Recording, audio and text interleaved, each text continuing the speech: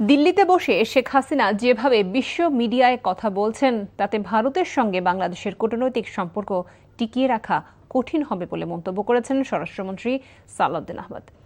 দুপুরে জুলাই গণঅভ্যুত্থানের 2 বছর পূর্তি উপলক্ষে ঢাকা বিশ্ববিদ্যালয়ের সিনেট ভবনে আয়োজিত আলোচনা সভায় কথা বলেন তিনি।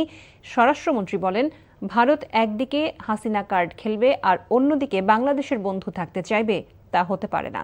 অনুষ্ঠানে সালাউদ্দিন আহমদ বলেন, ভারতে অবস্থানরত শেখ হাসিনাকে বিভিন্ন বক্তব্য কার্যক্রমে যে সুযোগ করে দেওয়া হচ্ছে তা দুদেশের বন্ধুত্বপূর্ণ সম্পর্কের পরিপন্থী।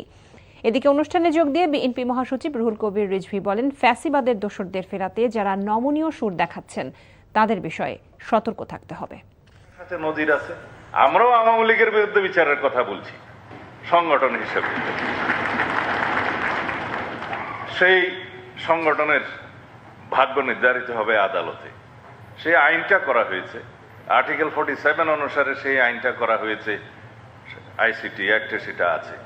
সন্ত্রাস বিরোধী আইনে তাদের কার্যক্রম নিষিদ্ধ করা হয়েছে বটে, কিন্তু রাজনৈতিক দল হিসেবে নিষিদ্ধ হবে কি হবে না, তার বিরুদ্ধে রাজনৈতিক দলের অন্যান্য কোনো পানিশমেন্ট হবে কি হবে না, দীর্ঘ সময়ের জন্য বা অল্প সময়ের জন্য স্থগিত হবে কি হবে না, এই বিধানগুলো সেখানে দেয়া আছে এবং তাদের সমস্ত সম্পত্তি বাজেয়াপ্ত হবে কিনা সেটাও ওখানে বলা আছে।